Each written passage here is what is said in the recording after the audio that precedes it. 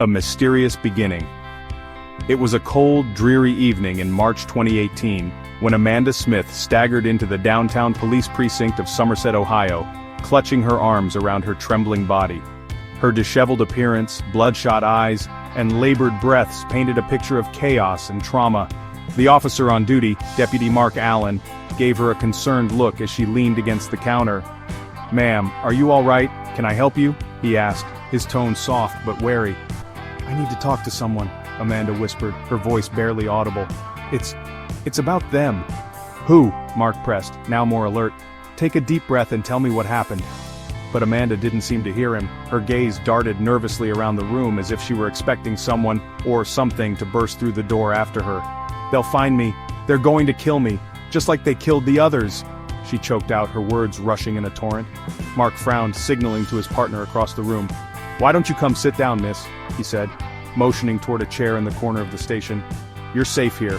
Nobody's going to hurt you." Amanda hesitated, but ultimately allowed herself to be led to the chair. Her hands shook violently as she fidgeted with the hem of her oversized, torn sweatshirt. It was then that Officer Jenny Carter joined them with a cup of hot coffee. "Here, drink this," Jenny said gently, placing the mug into Amanda's hands. "Can you tell us what's going on?" Mark urged softly. "What's got you so scared?" For a few moments, Amanda just stared into her coffee, biting her lip as if debating whether or not to speak. When she finally started talking, her words came out in broken fragments at first, but they chilled the small room atmosphere like winter air creeping through a cracked door. "I've been locked up for weeks," she began, her voice strained. "They kept me in this filthy house, in the woods. I barely ate, barely slept. Every time I closed my eyes, I thought it would be the last time." Mark and Jenny exchanged a concerned glance. "Who are you talking about, Amanda?" Jenny asked, setting her notebook down on the table. "Take your time. Start from the beginning." Amanda took a long, shaky breath. Her face was pale, but anger, mixed with pure terror, grew behind her eyes. "Daniel and Scott Larson," she said hurriedly. "They're monsters, real monsters."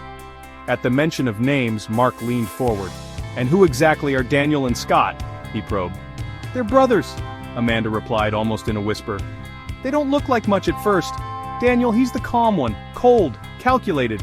He's the one who calls the shots. Scott does all the dirty work. He's unstable, like a bomb just waiting to go off. Amanda's voice cracked again before she fell into abrupt silence, gripping the cup in her hands as if seeking strength. By now, Jenny's instinct had kicked in. Something about the raw fear in Amanda's tone told her this wasn't just another outcry from someone exaggerating an abusive relationship. This was real, and it was dangerous. "Look," Jenny said, leaning forward, "you're safe. Nobody can hurt you here. But we need to know what they did. Everything. Start from the first time you saw them." Amanda nodded, finally speaking once more. "It was about 2 months ago. I was working at the diner, just minding my business, when Daniel walked in. He had this polite smile. You wouldn't think twice about him. He asked for the special tipped well, even made some small talk. Scott stayed quiet. He doesn't talk much at all, actually, just stares at people. You could feel his eyes burning through you. I didn't realize it then, but they were sizing me up." "And what happened after that?" Jenny asked. Amanda shifted uncomfortably in her seat, her breathing uneven. "They started showing up more often, every couple of days. Always sat at the same booth, ordered the same thing. I thought it was harmless. A lot of regulars come in all the time, right? But then one night my shift ended late and I was walking to my car. They were waiting for me in the parking lot." Mark's brow furrowed. "Go on." "They said they needed help, that their car had broken down just down the road. Of course I believed them. It didn't seem weird at the time. Daniel was so calm, even thanked me for offering to give them a hand. But Scott, there was something in the way he was looking at me. I should have trusted my gut." "What happened next, Amanda?" Jenny's pen was racing across her notepad. They grabbed me." Amanda's voice broke, tears streaming down her face now. "Before I knew what was happening, Scott had me pinned and Daniel was whispering in my ear, 'Don't scream or it'll be worse.' They tied my hands, threw me into the back seat of their truck. I remember seeing the lights of the diner getting smaller and smaller as they drove me away." Her words began to tumble over each other like a collapsing dam. "They took me to this house in the middle of nowhere. I tried to fight them, I did, but Daniel, he's just so strong. They told me they'd kill me if I didn't listen. And I believed them because..." Because they showed me what they did to the others." "What others?" Mark asked, his heart sinking. Amanda locked eyes with him, her voice trembling. "The ones who came before me. The victims they never let leave. I saw them, officer, pictures, videos, and the things they had done." She shuddered violently, unable to finish the thought. Mark and Jenny knew there was no time to waste. Amanda wasn't just recounting a crime, she was warning them, begging them to stop two men who had likely been terrorizing the area for much longer than anyone realized. Whatever horrors she had seen, one thing was clear: they were dealing with predators unlike anything they had encountered before. Mark made sure Amanda stayed safe in the precinct as he turned to Jenny. "We're going to need the FBI on this one," he muttered under his breath. What started as a terrified woman stepping into a small-town station was about to become one of the most harrowing and infamous cases in American history. A lost peaceful life. Amanda Smith had always been what people in the small town of Somerset, Ohio would call unremarkable, but in the best sense of the word. She was a small-town girl who found joy in the little things. The aroma of freshly brewed coffee at the diner she worked at, the way the sun filtered through the windows of her one-bedroom apartment, or the routine of walking home after her evening shift, a 5-minute stroll down Main Street that made her feel safe. Everyone in her town knew her as Mandy, the dependable waitress who remembered your order before you even had to ask. But all of that changed the day Daniel and Scott Larson walked into the diner. It was a Thursday morning in early January, the kind where the wind howls so fiercely it creeps under your coat no matter how tightly you wrap it. Amanda was wiping down tables when the front door swung open, an icy gust of wind rushing in, along with two men. Her instinct was to glance up and greet them as she always did.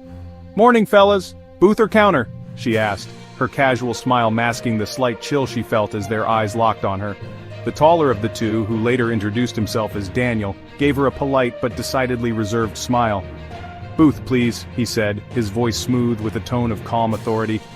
The shorter man, Scott, didn't say a single word, his piercing blue eyes cut into her as he scanned the diner, his hands shoved deep into the pockets of a faded leather jacket. Amanda had served plenty of strangers over the years, travelers passing through, truckers refueling, even an occasional lost tourist. But there was something unnerving about these two. Still, she brushed it off. It wasn't unusual for people to be a bit quirky or standoffish when they were new to town. She handed them the laminated menus, flashing her best waitress grin. "Coffee to start?" Daniel nodded. "That'd be great, black." Scott said nothing, only stared out the window as if he hadn't even heard the question. "I'll be right back," Amanda murmured, and as she walked away, she couldn't shake the sensation that Scott's eyes had turned to follow her. As days turned into weeks, Daniel and Scott became regulars. At first it felt comforting in a strange way. Small towns like Somerset thrived on routine, and the sight of an unfamiliar face tended to turn into a familiar one soon enough. Daniel always engaged Amanda in small talk as he paid the check. "So, this must be a nice quiet town to live in," he'd remark, the corners of his mouth lifting in what looked like a friendly smile.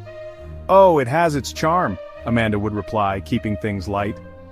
There was a warmth to Daniel's tone, a politeness that lulled her into thinking perhaps she'd misjudged them.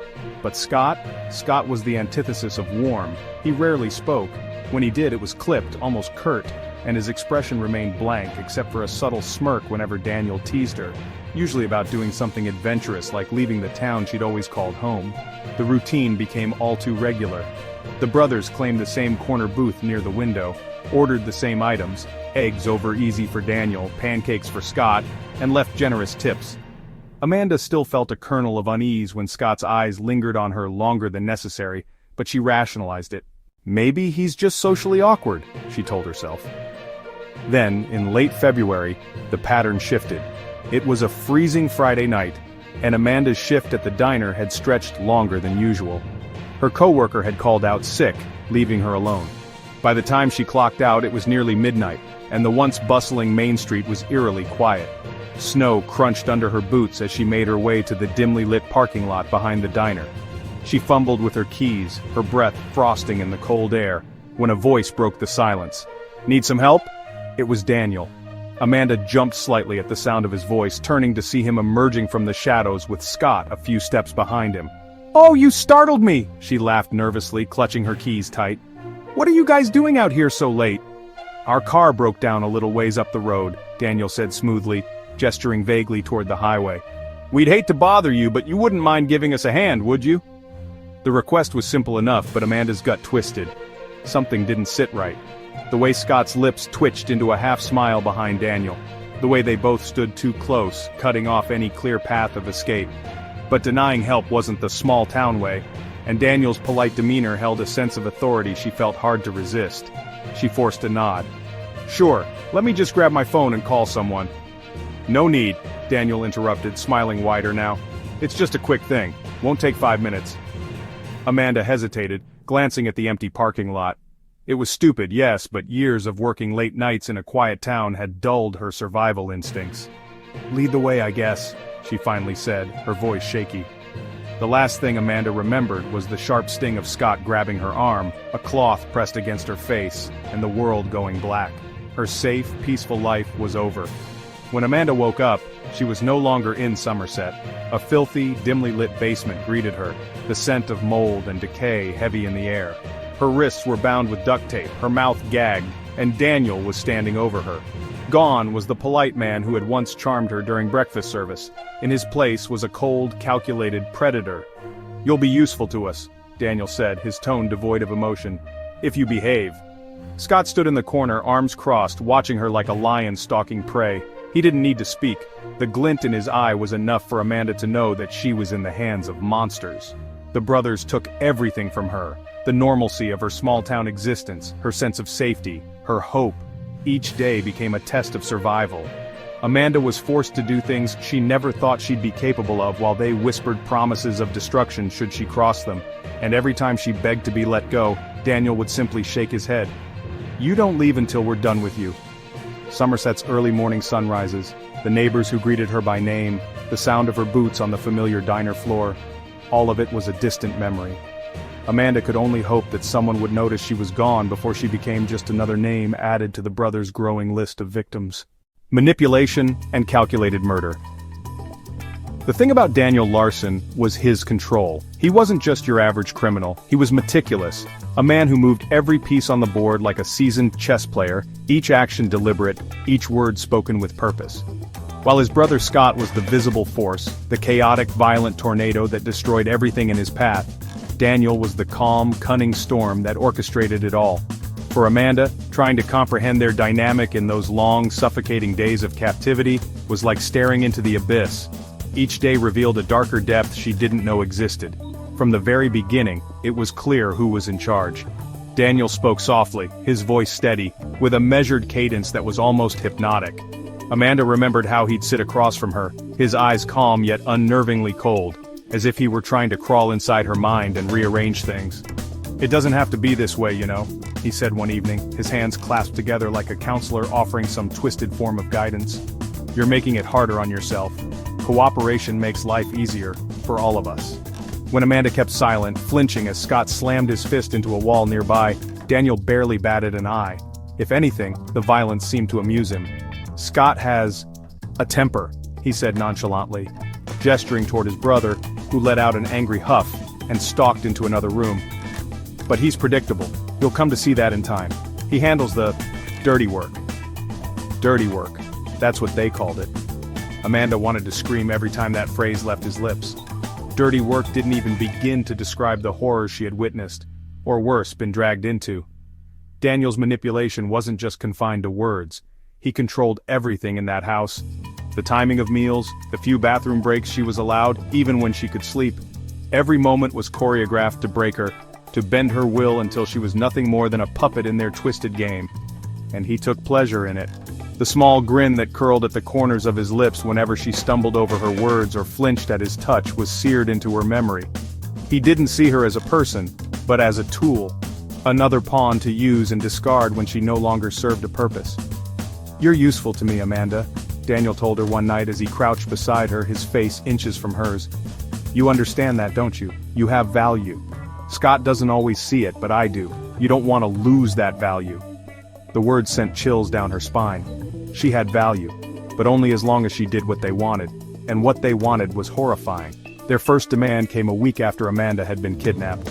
Daniel walked into the room, his expression calm but purposeful, a notebook in hand. Scott followed behind him, weapon in hand, his grin wild and unstable. "We're going to play a little game," Daniel began, his tone lighthearted in a way that made Amanda's stomach churn. He flipped open the notebook and handed it to her. On the page were names, dozens of them, along with addresses and ages. "Recognize anyone?" he asked, crouching down in front of her. Amanda's throat went dry. She shook her head quickly, though not because the names were unfamiliar. Some of them were. Some were friends from the diner, customers who had been kind to her, people she had laughed with. She immediately realized that showing any recognition would only endanger them. "Liar!" Scott hissed, reaching out to yank her hair so violently her head snapped back. "Easy," Daniel murmured, waving a hand at his brother. "You're scaring her again." Letting out an exaggerated sigh, Daniel leaned closer, his patience thin but carefully contained. "Amanda, we're going to need your cooperation. These people have something we need. Money, information, leverage. And you're going to help us get it." I don't know them," she stammered, tears pooling in her eyes. "Sure you do," Daniel countered smoothly, tapping the page. "Think about your friends, your neighbors. We know more about you than you think." And they proved it. Over the next few days, Daniel bombarded her with details about her own life, her boss at the diner, the elderly woman who lived 2 doors down in her apartment building, even the guy she had gone on a few dates with last summer. They had been watching her for weeks, maybe months, and Amanda hadn't even noticed. When manipulation wasn't enough, violence became their fallback. The first time they forced Amanda to lure someone to the house, she had refused outright. "I won't do it!" she shouted, her voice shaking with equal parts fear and determination. "You can't make me!" Scott was on her in an instant, yanking her off the floor and slamming her against the wall. His fingers wrapped tightly around her throat as he hissed into her face. "You think you have a choice? You think you're better than us? You're just as dirty, Amanda. You'll see." It was Daniel who finally pulled Scott away, though he did so with an air of irritation, as if Amanda's defiance was more of an inconvenience than anything else. "I told you," Daniel said coolly as though speaking to a misbehaving child. "This isn't optional. You're going to call her, Amanda. You're going to tell her to come here, because if you don't, Scott is going to get creative, and trust me, you don't want that." Amanda had no choice. With trembling hands, she picked up the phone and dialed the number Daniel had scrawled onto a piece of paper. Her voice cracked as she spoke, trying to sound normal, hiding the terror bubbling beneath the surface. "Hey, it's Amanda.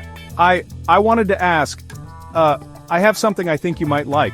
I can get it to you cheap if you stop by." The guilt hit her like a wave. She knew exactly what they planned to do, and she hated herself for being the bait. But Daniel's words echoed in her head. "You don't have a choice." Hours turned into days and days bled into weeks. Amanda became a pawn in their growing web of manipulation and murder. Daniel mapped out every crime with precision, choosing victims not just for their monetary value, but for their isolation, their lack of connections. Each name crossed off his list was just another step in what he chillingly referred to as progress. Daniel justified it all with terrifying logic, frequently lecturing Amanda about the world's injustices. "We're just evening the scales," he'd say, his voice lined with a sickening rationality. "People like them. They don't matter to society. We do what we have to do to survive. You'd understand if you stopped clinging to those moral chains." But Amanda refused to give in, even as they forced her deeper into their plans. As they pushed her to the brink of her humanity, Amanda clung to one small sliver of hope: escape. A disturbing method of murder. To call the Larson brothers' methods disturbing would almost feel like an understatement. What they created in that filthy, desolate house deep in the Ohio woods was not just a crime scene, but a theater of horror. For Daniel and Scott, there was logic and precision behind their madness, a grotesque sense of method to the madness that transformed their heinous acts into a calculated routine of terror. The old, abandoned house they operated from was the perfect stage for their crimes. Originally constructed in the 1970s and left untouched for decades, it sat hidden at the end of a poorly maintained dirt road, swallowed by the surrounding forest.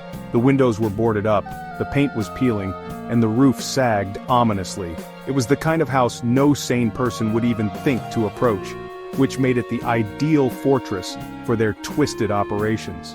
Whenever Daniel brought new victims into the house, he was eerily calm, almost polite.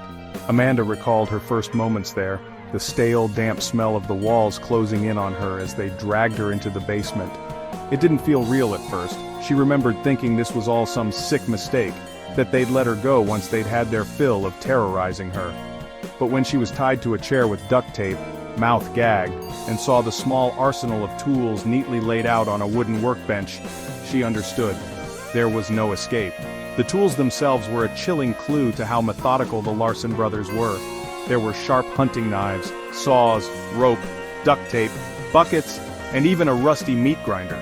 Every item on the table was placed with care, as though it were part of some gruesome experiment. They had a system, Amanda later told investigators. It wasn't chaos.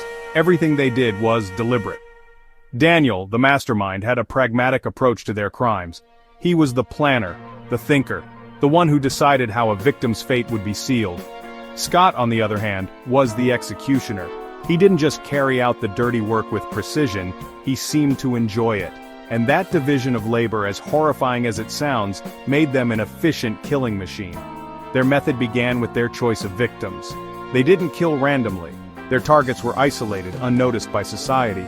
Often it was women, runaways, waitresses working late shifts, or even prostitutes. Daniel's approach was strategic, ensuring each victim could be lured without attracting attention. The easier they are to take, Daniel once told Amanda, the less trouble they cause. Initially, the brothers would appear charming or harmless. Daniel was the more disarming of the two, using his sharp tongue and calm demeanor to win trust. He'd ask questions, making victims believe he cared about their story, their struggles. Scott's imposing silent presence played off Daniel's charisma. Once trust was gained, or when the victim's guard was lowered, the trap would be sprung.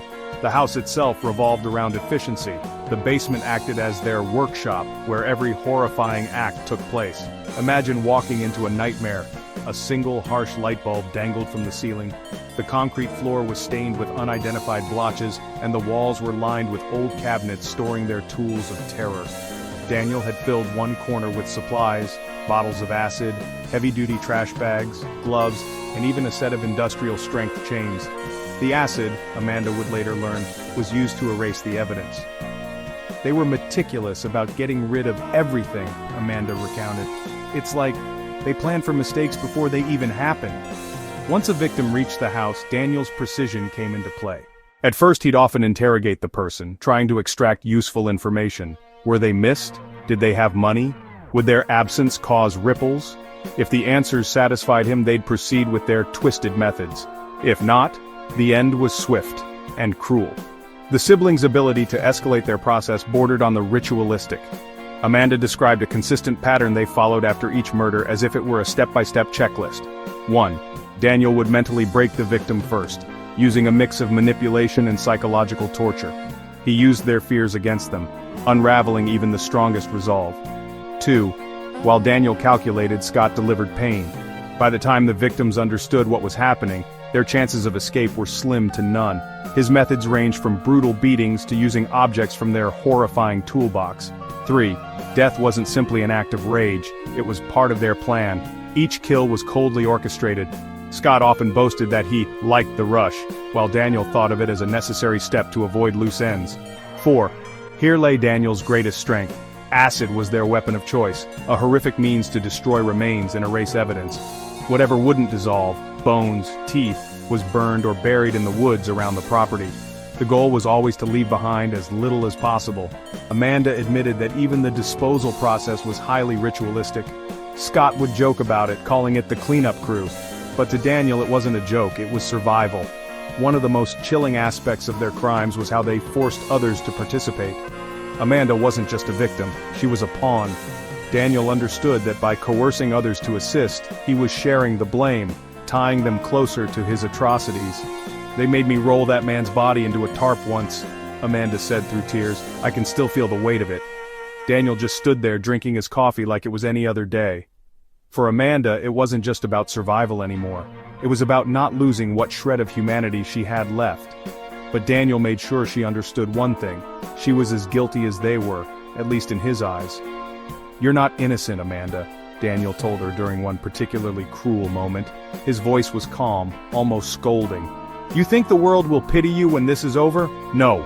You'll go down with us. You've helped us, willingly or not. That makes you complicit."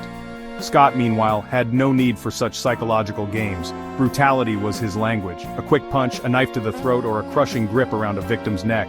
His satisfaction came from watching others suffer, an all-consuming violence that no amount of control from his brother could fully contain. The most unnerving part of their process wasn't the violence or the manipulation, it was their lack of remorse. When Amanda finally escaped and described Daniel and Scott to officers, she struggled to articulate just how inhuman they were. "They didn't feel anything," she said gravely. "They could hurt you, kill you, watch you cry, and it just didn't matter. They weren't people, they were something else." The Larson brothers didn't just kill like predators, they killed like machines. Systematic and ruthless, ensuring each victim added something to their unthinkable house of horrors. With each day Amanda survived, she became increasingly certain of one thing. Daniel and Scott weren't going to stop. They had perfected their gruesome model, and they would keep going until someone stopped them, or until there was no one left to notice. Grotesque acts. The Larson house wasn't just a place of captivity, it was a factory of horrors, a chamber of unimaginable cruelty. It was here that Daniel and Scott Larson fully embraced their depravity, turning their victims into props in their twisted games of manipulation and violence.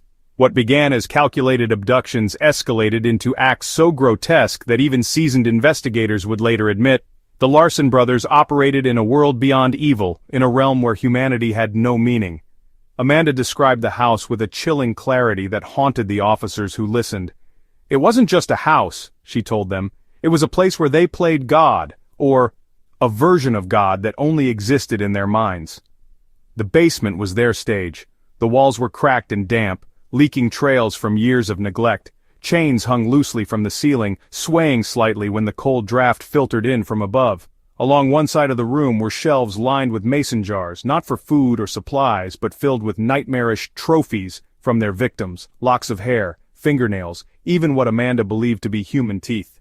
They didn't care about keeping it clean, Amanda later said. The floor was sticky. Blood had soaked through so many times that it just felt like that's how it was meant to be. This was where the brothers perfected their rituals. The setup wasn't random, it was deliberate. Each corner of the room had a purpose. Each tool they kept had been worn with use. On one wall, bolts had been drilled into the concrete to hold chains that were used to restrain their victims upright. A wooden work table sat in the center, cluttered with instruments of torture. Knives of all sizes, pliers, duct tape, and odd objects that looked like they had no purpose, until Amanda realized they had all been used on someone before her. Scott was the direct force of violence. For him, hurting others wasn't just business, it was personal pleasure. He took satisfaction in their pain, often smiling or laughing as he carried out the worst acts. For Daniel, hurting someone was different.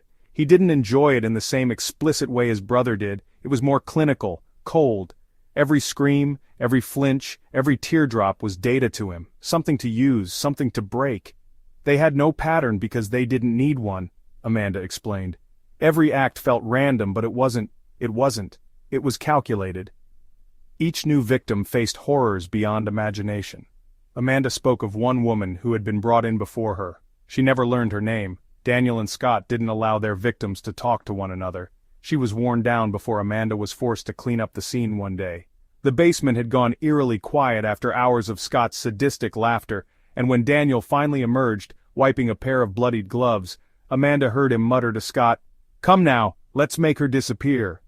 She didn't know what disappear meant at first, not until they dragged her into the basement and made her watch. "They tied her up like she wasn't even a person," Amanda whispered. Daniel didn't even flinch when Scott started slicing her arm. It wasn't rage, it was like he was testing something, like he wanted to see how fast she would break, and once they were done, they didn't even talk about it. They just moved on. The brothers had refined their disposal tactics to an art form that made them nearly impossible to catch. Acid was their weapon of choice. Daniel had spent years researching chemicals and methods for dissolving flesh.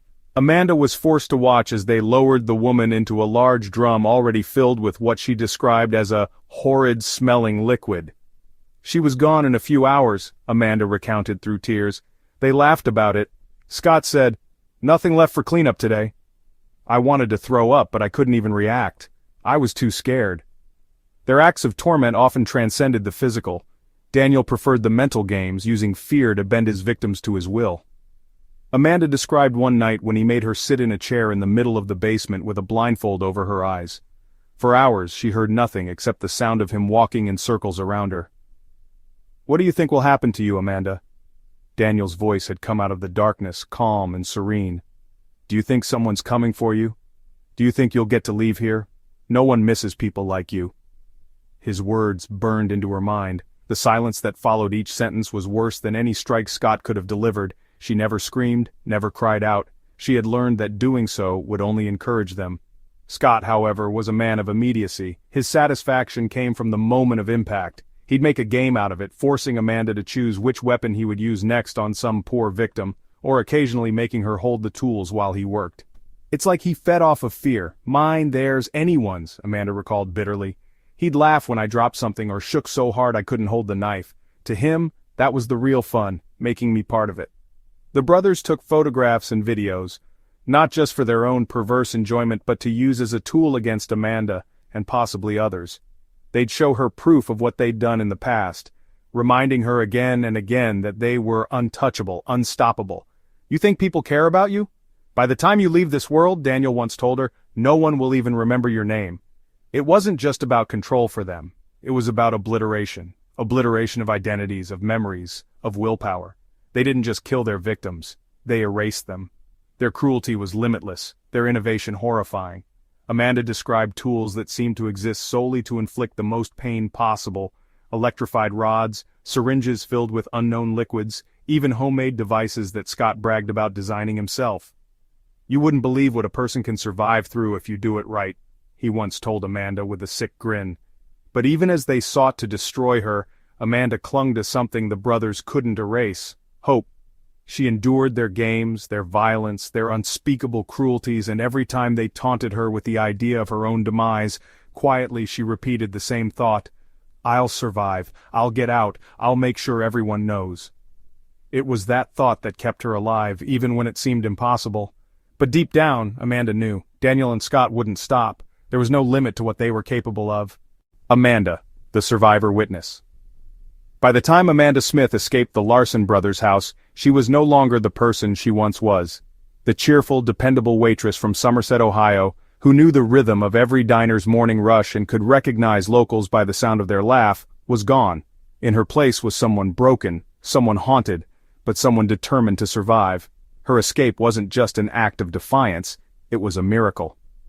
"I don't know how I'm still alive," Amanda would later tell police in a trembling voice. "I should have been like the others. I should have been gone." But Amanda wasn't gone. Somehow, through sheer willpower, endurance, and the faintest glimmer of hope, she managed to outlast Daniel and Scott's unceasing torment, biding her time until the opportunity to run finally came. The weeks leading to the escape for Amanda, captivity didn't just mean being held against her will. It was a slow, meticulous disintegration of her identity. Daniel was the orchestrator, Scott the enforcer, and Amanda the unwilling actor in their unending theater of horrors. Every day brought a new test of her resilience. Some days they would force her to participate in their crimes. Other days, Daniel would get inside her head with calm yet terrifying logic, attempting to convince her that escape was a futile dream. "You're not like us," Daniel had told her one night, sitting a few feet away as he wiped blood off his hands with a rag. The eerie domesticity of the act made Amanda's stomach churn. "But you will be, Amanda. You've helped us now. You've touched this darkness just like we have. There's no going back to the life you had before." She didn't respond. She rarely did by that point. But inside, her refusal to let the darkness consume her burned brighter than ever.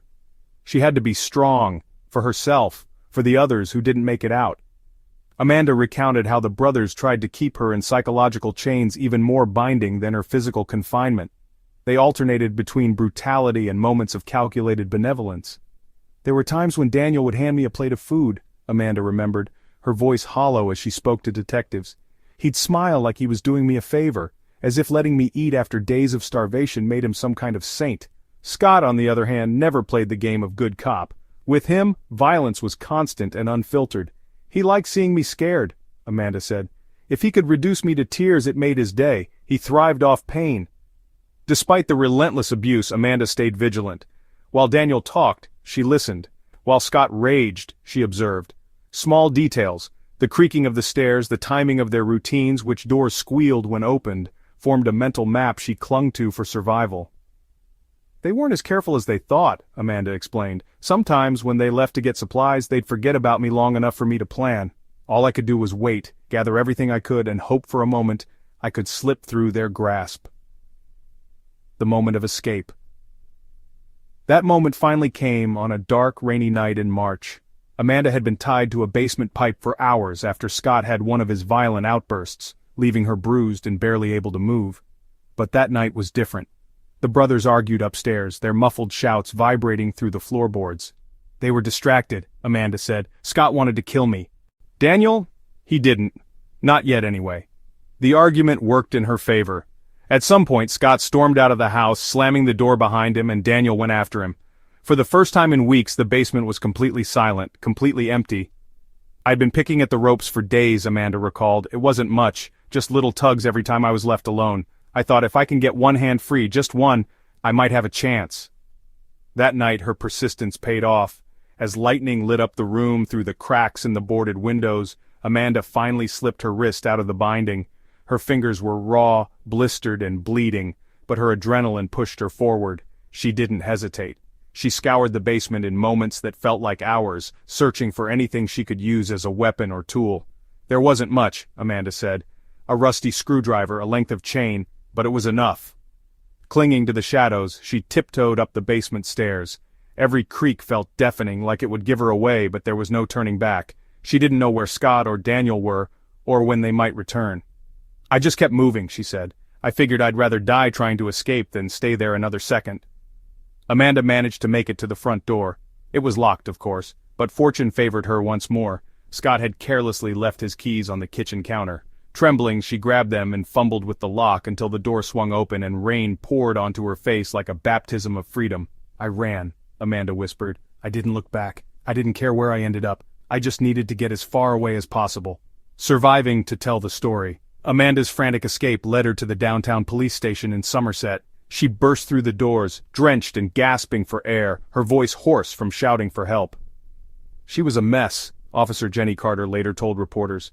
Her clothes were torn, her face bruised, but it was her eyes that told the whole story. She looked hollow, like she'd fought her way back from the edge of hell. When Amanda started recounting what had happened to her, it took several hours for the officers to piece together her fragmented speech. "It didn't all come out at once," said Deputy Mark Allen. "Bits and pieces, details so horrifying you didn't want to believe them. But the more she spoke, the more it all started to make sense." Amanda didn't just describe what happened to her. She provided the officers with the location of the house, detailed information about the brothers' routines, and a list of names, those she was forced to lure, those she had seen in photos, those she suspected were no longer alive. "She became our key witness," Mark said. "Without her, we wouldn't have known the full extent of the Larson brothers' crimes. Amanda broke the case wide open." But Amanda's survival came at a cost. The weight of the trauma she endured was evident in every word she spoke, every movement she made. "I don't feel like I survived," Amanda admitted. "Not really. I'm alive, sure, but they took something from me I'll never get back."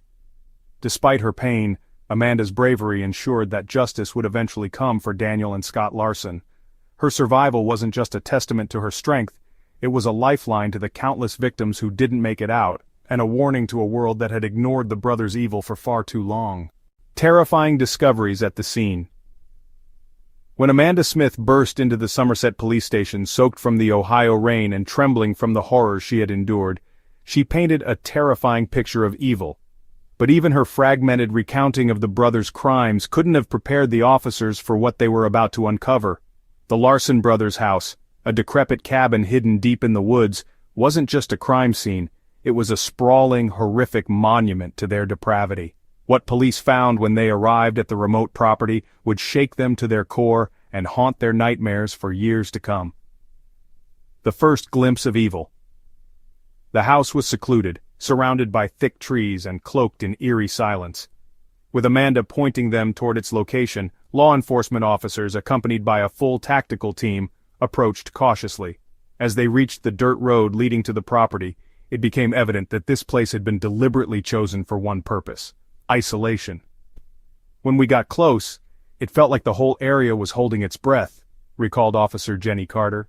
"No birds singing, no sounds of life, just this suffocating quiet. We all knew we were about to step into something wrong." The first thing investigators noticed was the smell. Long before they entered the house, an overpowering stench greeted them, a sickening mix of bleach, decay, and something metallic that made their stomachs churn. Officers covered their faces with masks, but it did little to block the odor. Standing at the front door, Detective Paul Winters forced himself to move forward, raising his flashlight.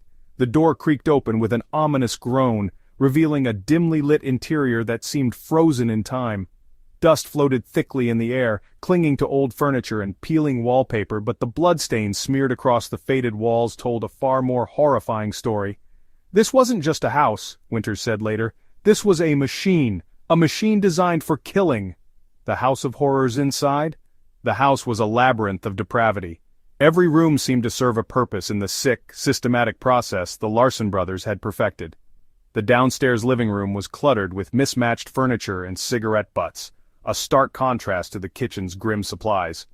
Investigators found industrial-strength cleaning products, duct tape, and several unlocked cases of non-perishable food, the kind you'd stock if you didn't intend to leave the house for a long time, but it was the basement that turned the house into a living nightmare.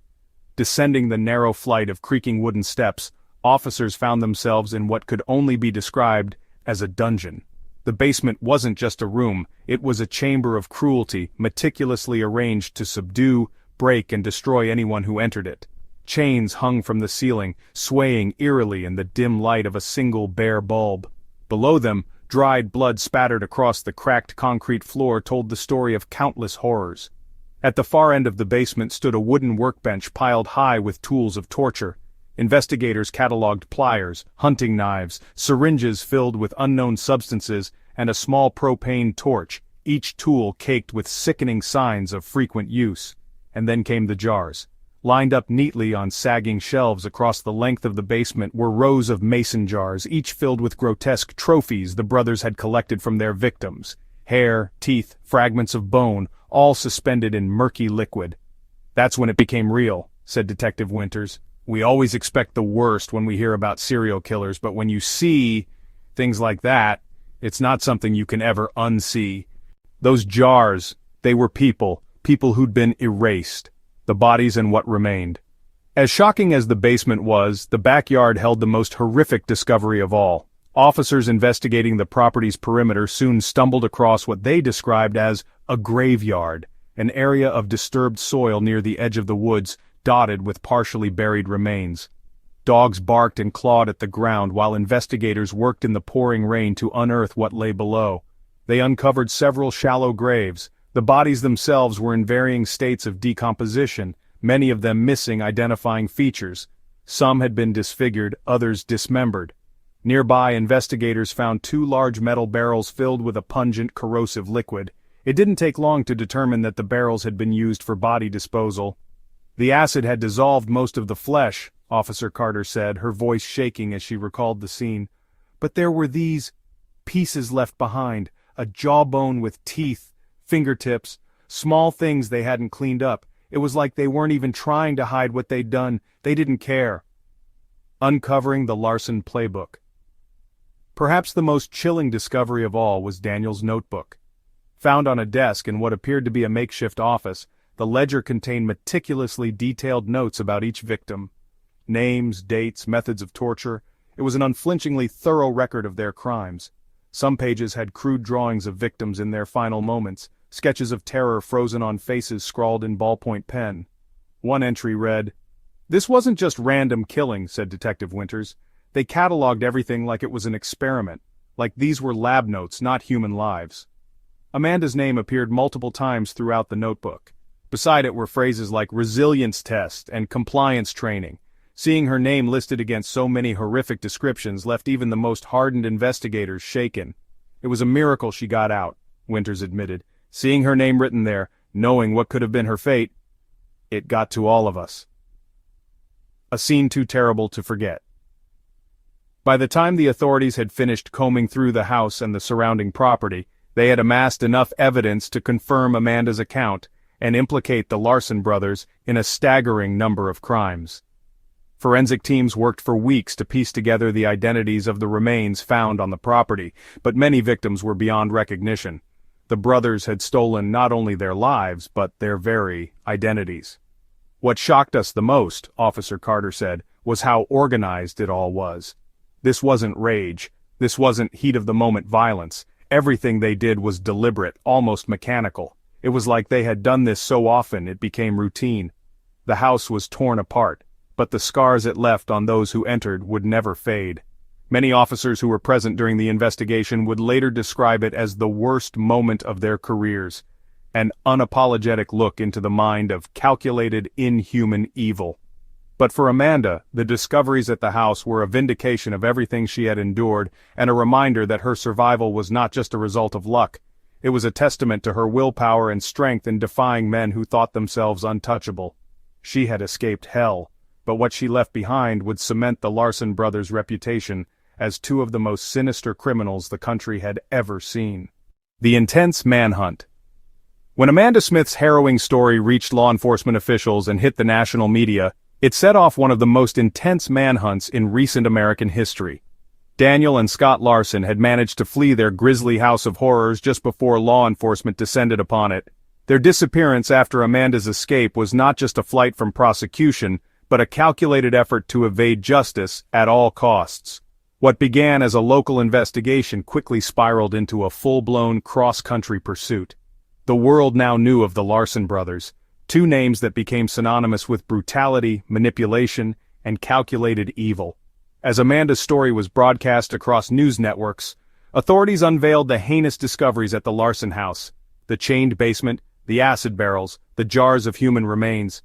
The revelations shook the nation, and in a matter of days, the FBI declared the case a federal priority. The brothers were labeled armed, dangerous, and psychopathic, a terrifying combination that left every town, suburb, and highway on high alert. The pressure was immense. For law enforcement, capturing the Larsons wasn't just about justice, it was about preventing further bloodshed. These weren't criminals who killed out of desperation or by accident. The Larsons thrived on murder, treating it like a game. Authorities feared that as long as the brothers were free, no one would be safe. A national search begins. The manhunt officially began just days after Amanda's rescue. The Ohio State Police, the Somerset Sheriff's Department, and the FBI launched a coordinated operation to track down the Larson brothers. However, from the very start, the manhunt faced a daunting challenge. Daniel and Scott had planned for this. In their notebook, among the chilling entries about their victims, investigators found maps and detailed routes showing potential escape plans. Daniel's meticulous nature meant they had contingency plans for nearly every scenario. Once Amanda escaped and law enforcement closed in on the house, the brothers vanished, leaving no immediate trace of where they had gone. "We knew from the beginning they were going to be hard to catch," said FBI agent Erica Collins, who was part of the task force. Daniel thought 10 steps ahead. He had probably been preparing for the possibility of running for years. These weren't men who panicked, they thrived under pressure. The first 48 hours of the manhunt were chaotic. Tips poured in from across the country. Someone thought they saw the brothers at a gas station in Indiana, another swore they were in a diner in Pennsylvania. But for every lead, there was a dead end. It was as if the Larsons had disappeared into thin air. The brothers' criminal sophistication added to the challenge. Daniel had emptied their bank accounts before running, relying solely on cash. They ditched their phones and avoided using any digital trail. Every move they made was calculated to stay one step ahead of the authorities. The trail heats up. 1 week into the search, the first real break came. In a remote cabin 50 miles outside of Somerset, a local farmer reported finding the remains of a truck abandoned on his property. Investigators confirmed it was the same vehicle the Larsons had used to flee their house of horrors, but the brothers were long gone. Inside the cabin, authorities found evidence that the Larsons had stayed there for at least 2 nights. Empty food wrappers, cigarette butts, and a discarded map revealed their potential direction: the Midwest. "We started focusing on highway routes and rural backroads," Agent Collins recalled. "They weren't going to stay in cities. It was too easy to get noticed." With this lead, the FBI expanded its presence across multiple states, setting up checkpoints and increasing patrols near major interstate exits. The Larsons, however, seemed to anticipate every move. On 2 occasions, the brothers narrowly avoided capture. In one instance, an officer in a Kansas rest stop came within 50 yards of their car, but by the time backup arrived, they were gone. "They were like ghosts," said a frustrated sheriff's deputy. "No credit cards, no phone records, just whispers on the wind." Fear spreads across the country. As the manhunt dragged on, fear spread like wildfire across the country. News stations broadcast updates daily, urging Americans to report any suspicious activity. The Larsons' faces were plastered on every TV screen, newspaper, and highway billboard in the country. This was more than a manhunt, Agent Collins explained. It became a nationwide obsession. People started locking their doors at night. Travelers refused to stop at rest areas alone. Public fear only heightened as new details about the brothers' crimes emerged. Amanda's testimony had opened a window into the depravity of the Larson brothers, but the full extent of their evil came to light as investigators pieced together evidence. The more the public learned, the more terrified they became. Daniel and Scott weren't just fugitives, they were predators, capable of turning anyone unlucky enough to cross their path into another victim. In rural areas across the Midwest, paranoia reached a fever pitch. Small-town residents reported seeing strangers lurking in grocery stores or peering into windows at night. As investigators followed up on these claims, most turned out to be false alarms, but the psychological impact was undeniable. People were terrified, not just because of what the Larsons might do, but because of what they had already done. The country was holding its breath, Agent Erica Collins said. No one doubted these men would kill again if we didn't stop them in time. Close calls and narrow escapes. 2 weeks into the search, a confirmed sighting reignited the manhunt. In a small town just outside Kansas City, Missouri, a convenience store clerk called 911 after noticing 2 men matching the Larsons' description buying supplies. Surveillance footage confirmed it. It was Daniel and Scott. They had disguised themselves in baggy clothes and baseball caps, but their faces were unmistakable. Authorities swarmed the area within the hour, setting up roadblocks and preparing for a confrontation. Helicopters circled the town and police searched building by building, but once again the brothers slipped through the net. "When we saw them on the footage," said local Sheriff Doug Waller, "we thought we had them. It's infuriating, their ability to just disappear." Daniel's strategic mind was the driving force behind their evasion. Witnesses later revealed that the Larsons traveled almost exclusively at night, using back roads and abandoned buildings to sleep during the day. Scott, acting as the muscle, ensured their survival no matter what it took, stealing food or strong-arming anyone who got too close. Authorities believed the brothers were growing bolder. In the 3rd week, there were reports of 2 men breaking into a family's rural home in Nebraska, holding the occupants at gunpoint to steal a car. Although the family wasn't harmed, the encounter left a lasting scar and a realization that the Larsons were desperate, ready to take risks. Closing in by the 4th week, law enforcement managed to predict the brothers' trajectory. Analyzing their moves, investigators noticed a pattern in their choices of rest stops and remote towns, leading to one conclusion: they were heading west, likely toward the remote wilderness near Colorado or Wyoming. A critical mistake finally gave the authorities the break they needed. In a motel on the outskirts of Kansas, Scott used a stolen credit card to pay for a one-night stay. By the time authorities tracked the card, the Larsons had moved on, but the search area was narrowing. For the first time, law enforcement felt they were closing in. "You could feel the tension," Agent Collins said. "Every day, every hour, we were waiting for that one final lead to bring this nightmare to an end." That lead came when a highway patrol officer spotted a truck matching the description of their stolen vehicle outside a gas station in Oklahoma. Within minutes, officers descended on the area, and the chase was on. The capture of Daniel and Scott Larson would end a month-long reign of terror, but getting there unveiled the dark brilliance of their planning and the raw desperation of 2 men who refused to face justice. The cold-blooded killers are captured.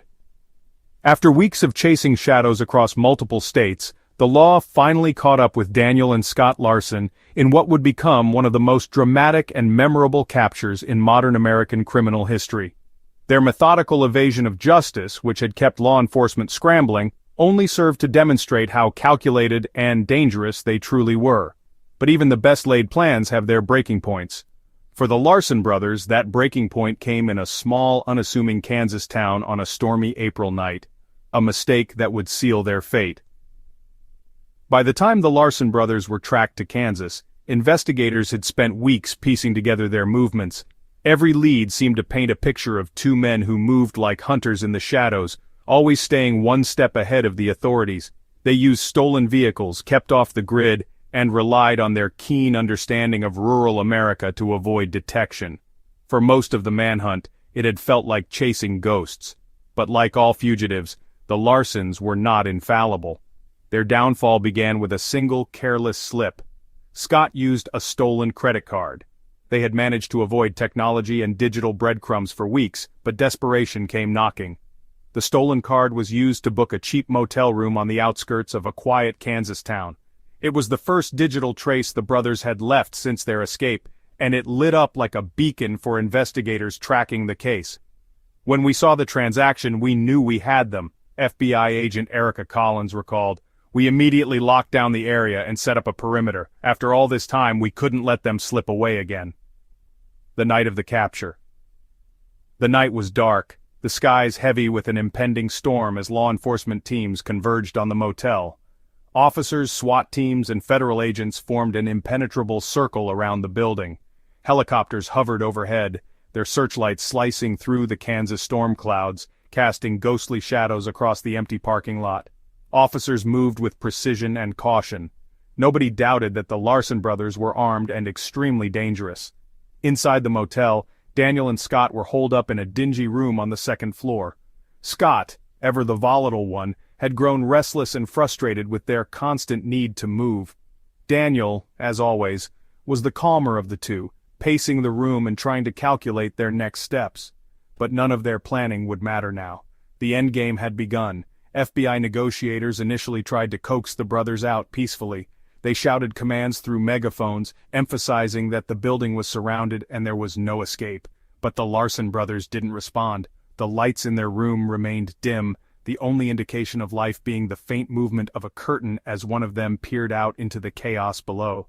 Daniel was stalling, Agent Collins later explained. He wasn't going to go down without thinking through every possible angle first, but we weren't giving him any angles to play. The standoff intensifies. For hours, law enforcement waited. The storm grew worse, rain pounding against windows, thunder rumbling in the distance. Negotiators tried repeatedly to make contact, their voices growing sharper and more insistent with every failed attempt. Still, the brothers didn't emerge. Inside the room, tensions had reached a boiling point. Amanda's escape and the search for them had placed the usually calm Daniel on edge. Scott, who thrived on chaos, began to spiral out of control. He shouted obscenities at Daniel, blaming him for their situation, pacing like a caged predator. They were desperate, one SWAT officer recalled later. You could feel it in the air. Scott wanted to go out guns blazing, but Daniel, he wanted to find a way to win, even if the odds were impossible. That selfish calculation had kept Daniel alive for so long. His ability to manipulate situations and people had fooled so many others, but this wasn't something he could outmaneuver. Faced with a wall of armed officers, helicopters, and floodlights, the brothers' options were dwindling fast. Finally, in a moment of madness or theatrics, Scott smashed a motel lamp against the wall and shouted, "If they come for us, I'll kill every last one of them." The sudden noise jarred the officers outside into action. The raid. With the situation spiraling into potential violence, law enforcement made the call. It was time to breach the room. Officers armed with ballistic shields and battering rams stormed the motel, moving swiftly despite the soaking rain and the roar of thunder overhead. Shouts echoed through the hallways as they cleared surrounding rooms, ensuring no civilians were at risk. As the team reached the Larsons' door, they gave one final warning. "Daniel and Scott Larson, come out with your hands up. This is your last chance." When no response came, the battering ram swung forward. The door splintered under the force and chaos erupted. Scott fired the first shot, a single deafening crack that barely grazed one of the officers' shields. The gunfire sparked a full-on confrontation. Inside, Scott threw himself at the officers with a wildness that matched his reputation, shouting incoherently as bullets flew. However, the officers were trained for this. Within moments, Scott was subdued, forced to the floor by several officers. Daniel, however, was eerily calm. He dropped his weapon and raised his hands the moment officers entered the room. "He didn't fight. He didn't scream. He just surrendered," said one of the SWAT officers. "It was like he knew it was over, and in his mind, he was already planning his next move." The arrest. In the pouring rain outside the motel, Daniel and Scott Larson were cuffed and led to waiting police vehicles. Scott raged the entire time, thrashing against the officers, his eyes wild with fury. Daniel, on the other hand, remained quiet, almost methodical in his demeanor. He didn't speak, didn't protest, he simply watched, his cold, calculating eyes scanning the scene as though committing it to memory. "It was unnerving," recalled Officer Jenny Carter. "It's like he wasn't even there. He was already somewhere else in his head, plotting his next move." The brothers' capture marked the end of their month-long reign of terror. But for the officers on the scene, it was just the beginning of untangling the web of destruction the Larsons had left in their wake. As they sat shackled in the back of police vehicles, the storm finally began to ease, leaving behind an eerie silence that felt almost fitting for such a night. A haunting image. The image of the brothers being driven away, Scott shouting incoherent threats while Daniel sat emotionless, would be burned into the memories of everyone who witnessed it. To some, it was a relief to know these killers were finally in custody. To others, it was a chilling reminder of the evil that can exist behind human faces. For Daniel and Scott Larson, the game was over, but the scars they had left behind, from the shallow graves at their property to the trauma etched deep into Amanda Smith's soul, would linger long after their chains rattled shut. The trial that shook the nation. The capture of Daniel and Scott Larson was only the first step in what would become one of the most electrifying and horrifying trials in modern American history. Their crimes, meticulously documented by investigators and horrifyingly recounted by the lone survivor, Amanda Smith, turned the nation's attention to a courtroom in Ohio. The proceedings quickly became a media spectacle, a trial where the sheer brutality of the crimes, the chilling indifference of the defendants, and the heartbreak of the survivors collided to form a case that mesmerized and horrified the public in equal measure. For many watching, it was not just a trial. It was a confrontation with the darkest depths of human cruelty. The build-up, a courtroom under siege. By the time the trial began, the Larson brothers had become household names, their pale, emotionless mugshots plastered across every news outlet in the country. Amanda Smith's harrowing escape had already been featured in televised interviews and documentaries, making her a symbol of survival but also a stark reminder of the evil that could have ended her life. When she arrived at the courthouse, reporters swarmed like vultures, their cameras flashing and microphones aimed as she walked in with her head held high, despite the visible weight of her trauma. They treated it like a circus, Amanda later said in an interview. It wasn't just about seeking justice. It was like some people wanted the horror to become entertainment. The courthouse in rural Ohio wasn't built for the kind of attention this trial garnered. Crowds of reporters, true crime enthusiasts, and protesters stood outside the entrance from morning until night. Inside, the atmosphere was suffocating. Family members of missing persons sat in the gallery, some clutching tissues, others holding photographs of loved ones they feared had been victims of the Larsons. Security was tighter than it had ever been, with armed guards stationed throughout the building. The weight we felt in that courtroom was overwhelming, one prosecutor later said. This wasn't just about convicting the guilty. It was about finally giving peace to their victims, their families, and to the entire country. Daniel Larson, the chilling defendant. While both brothers were on trial, it was Daniel Larson who commanded the attention of the court. From the moment he entered the room, escorted by armed guards and dressed in a pressed suit, he radiated not fear or remorse, but control. Even in shackles, Daniel managed to evoke the air of someone orchestrating his own performance. Daniel Larson was the most terrifying defendant I've ever seen, said lead prosecutor Ellen McKenzie. His lack of emotion wasn't a defense mechanism, it was who he was, a cold, calculating man staring down life and death without flinching. As arguments unfolded, Daniel displayed a chilling confidence. He often watched witnesses with a piercing intensity that made even seasoned lawyers uneasy. He had no outbursts, no flares of emotion, not even when Amanda took the stand. When questioned about the crimes, Daniel's defense team argued that his behavior stemmed from a troubled upbringing, referencing alleged abuse in his childhood as a root cause of his sociopathy. But to everyone else in the courtroom it was clear. Daniel Larson wasn't broken, he was deliberate. Other defendants might sob during testimony or plead for kindness, but Daniel never once apologized. In a particularly chilling moment, when asked by prosecutors if he regretted anything, Daniel tilted his head slightly before responding, "I regret nothing. People are tools, and tools eventually break." The courtroom fell silent. Even the judge seemed visibly shaken by his detachment. The star witness, Amanda Smith. Amanda Smith's testimony was the centerpiece of the trial. The world had already heard portions of her story in interviews, but in court her words became even more chilling. Over the course of 2 days she recounted in painstaking detail her capture, the weeks of torment she endured, and her miraculous escape. Her bravery in reliving that nightmare captivated the nation. "They wanted to break me," Amanda said on the stand, her voice trembling. "But I survived. I escaped, and I'm here to make sure they never hurt anyone else again." The defense tried to challenge her credibility.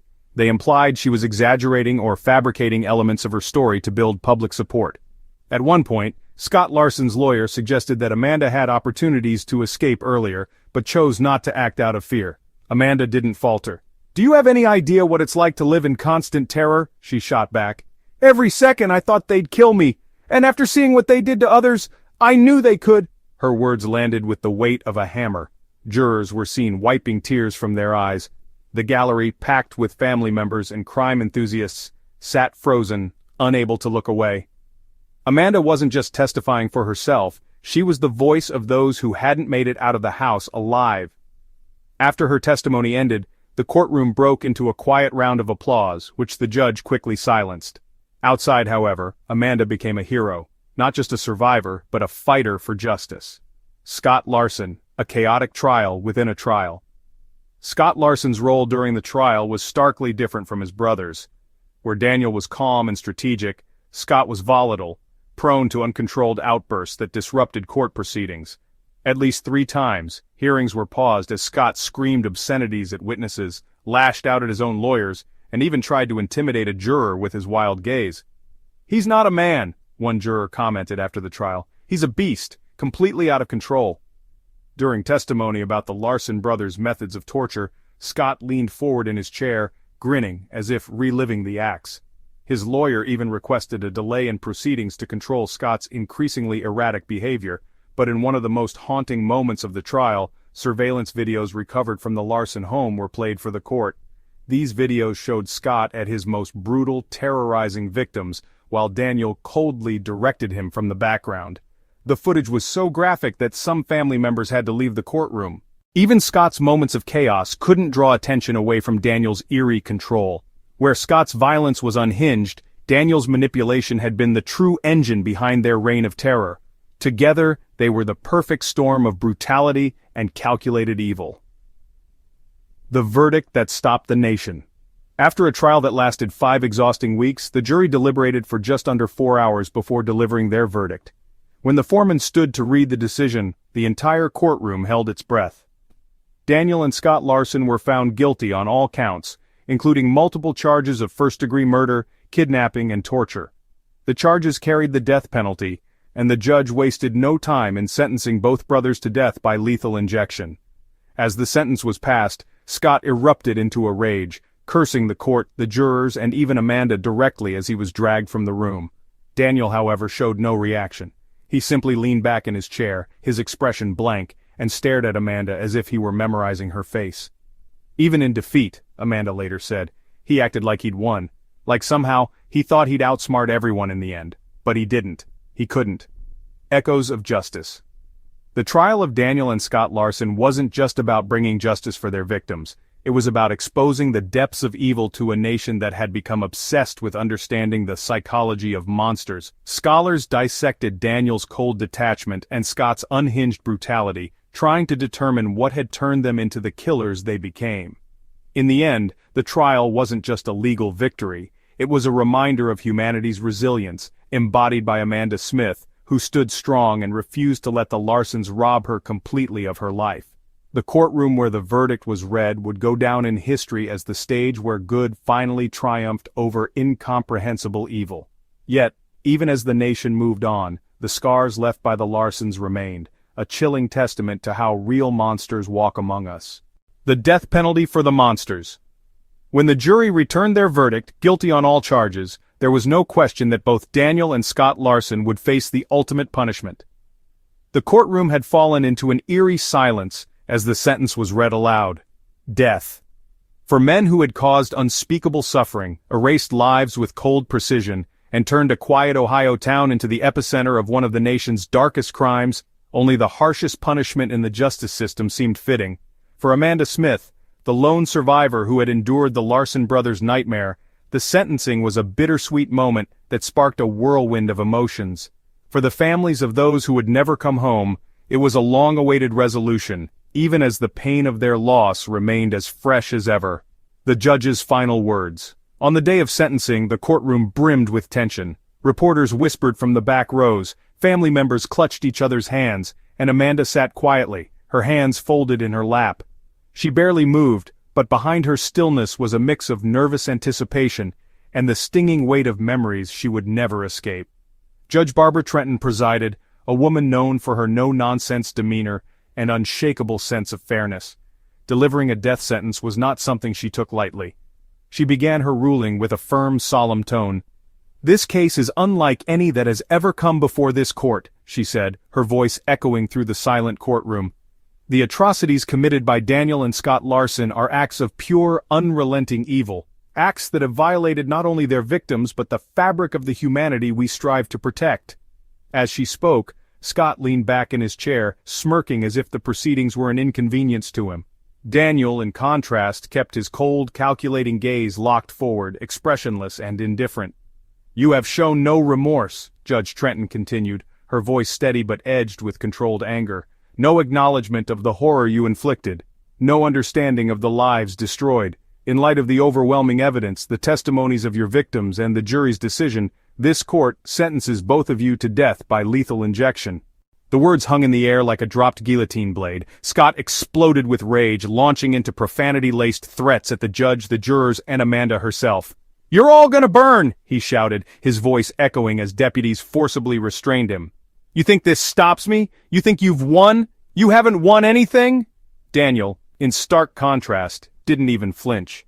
He simply tilted his head slightly, his lips twitching into the faintest semblance of a smirk, as though the sentence amused him, or as if he were planning something no one else could yet see. Public reactions to the sentence.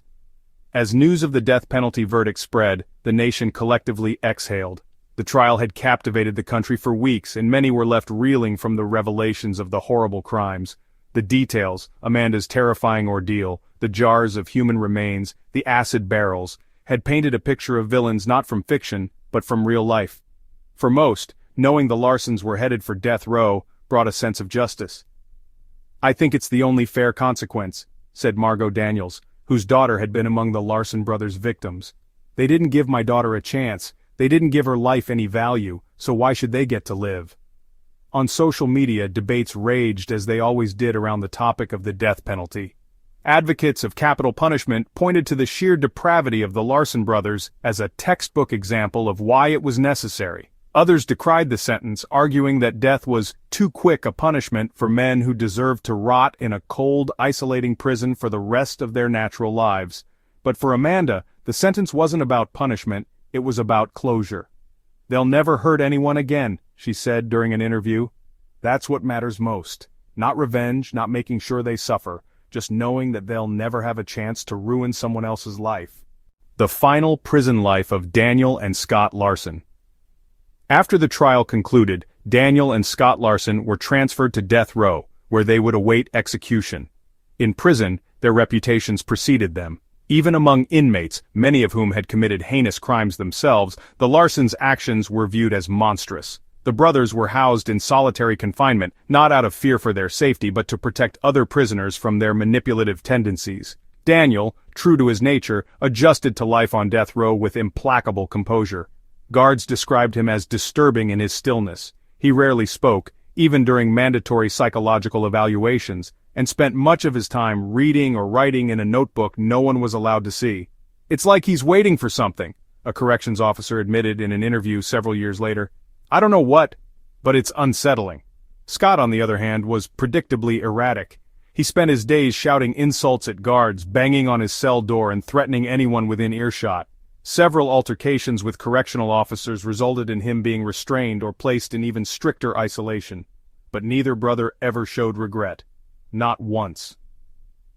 The execution date approaches. For years after their sentencing, legal appeals delayed the Larsons' executions. Defense lawyers argued for stays, pointing to procedural technicalities and Daniel's alleged childhood abuse as grounds for leniency. But the courts had little patience for these arguments. Public opinion was squarely in favor of the death penalty, especially for crimes as heinous as the Larsons. When the execution dates were finally set, it reignited public discourse. Media outlets revisited the horrors of the Larson brothers' crimes, airing documentaries and panel discussions that re-examined the case. Amanda's face appeared once more on TV screens, her resilience still palpable, even as she revealed that the years since the trial had been a constant battle to move forward. "Their death doesn't erase what happened," she said in an interview with 60 Minutes. It doesn't bring back the people they took, but it does bring a sense of finality, and for a lot of us, for the victims' families, that's something we need.